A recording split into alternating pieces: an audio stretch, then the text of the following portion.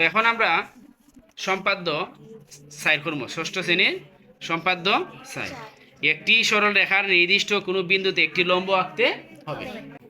আমরা যে কোনো একটি রশ্মি এ বি নিলাম, কি নিলাম?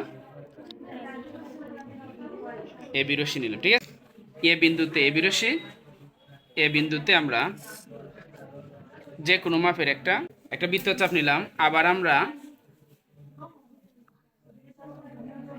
একই মাপের এদিকে এবং এদিকে এবং এখান থেকে আবার বসাইয়া এদিকে বৃত্তচাপ নিলাম।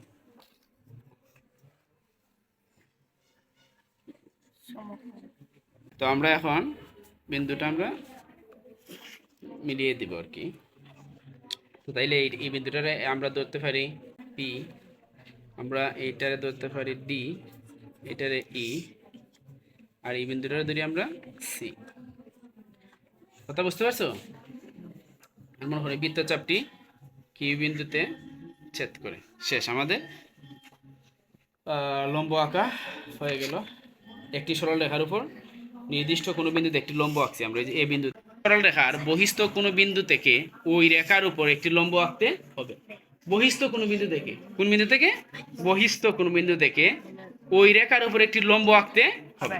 যে কোনো একটি রশ্মি নিলাম এ বি, যে কোনো একটি রশ্মি নিলাম এ বি। এ বি রশ্মির বহিস্থ যে কোনো একটা বিন্দু নিলাম আমরা পি, কি নিলাম? পি বিন্দু। পি বিন্দু থেকে আমরা এ বি রশ্মি থেকে একটু বড় করে আমরা একটা বৃত্তচাপ নিব। এই যে একটু বড় হলাম, আমরা বড় করে একটি বৃত্তচাপ নিব। এই যে মনে করি বৃত্তচাপটি এক্স এবং ওয়াই বিন্দুতে ছেদ করে। এখন এক্স ওয়াই সমান করে, এই যে এক্স আর ওয়াই এর সমান করে, ঠিক আছে।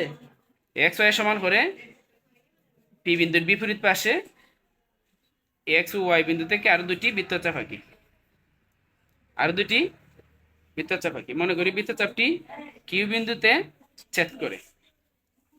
তারপর আমরা ওই যে কিউ বিন্দু আর পি বিন্দু, কিউ বিন্দু আর পি বিন্দু আমরা যোগ করে দিব। তাহলে পি কিউ রেখাংশ এ বি এর উপর লম্ব। এই যে পি কিউ রেখাংশ এ বি এর উপর লম্ব। বিবরণটা তোমরা এভাবে দিয়ে দিবা।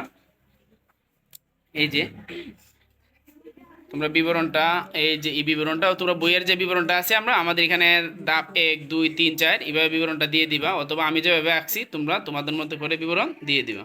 6 নাম্বার সম্পাদ্যটা হচ্ছে চাঁদার সাহায্যে 40 ডিগ্রি কোণ আঁকতে হবে। চাঁদার সাহায্যে 40 ডিগ্রি 50 ডিগ্রি যাই বলো না কেন, যত ডিগ্রি বলো না কেন আমরা চাঁদার সাহায্যে আঁকবো। প্রথমে যে কোনো একটি রশ্মি নিলাম আমরা এ বি।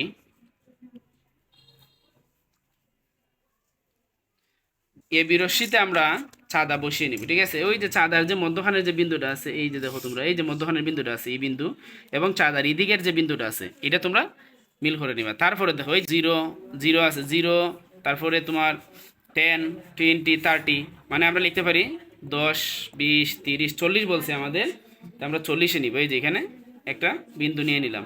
যদি 50 বলতো আমরা চাঁদা থেকে এই 50-এ বিন্দু নিতাম, যোগ করে দিতাম। তারপরে 60 70 80 90 100 যে কোনো মাপের কোন আঁকা যায় চাঁদা বসি, ঠিক আছে। যদি 80 বলতো এই যে এখানে বসে আমরা 80-এর মধ্যে বিন্দু নিতাম, নিয়ে আমরা যোগ করে দিতাম, ঠিক আছে।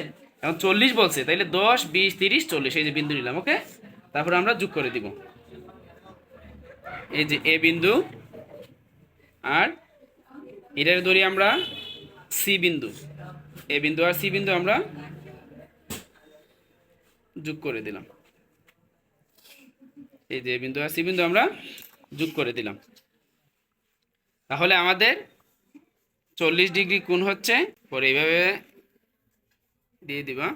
তাইলে এটা আমরা 40 ডিগ্রি কোণ পাইলাম। কত ডিগ্রি কোণ পাইলাম? 40 ডিগ্রি। এখন চাঁদা দিয়ে 40 50 60 70 80 ডিগ্রি কোণ আমরা রাখতে পারবো না যে কোনো মাপের। আর কোণটা হচ্ছে আমাদের 40 ডিগ্রি, বি এ সি সমান 40 ডিগ্রি কোণ, ঠিক আছে। এই যে কোণ বি এ সি সমান 40 ডিগ্রি।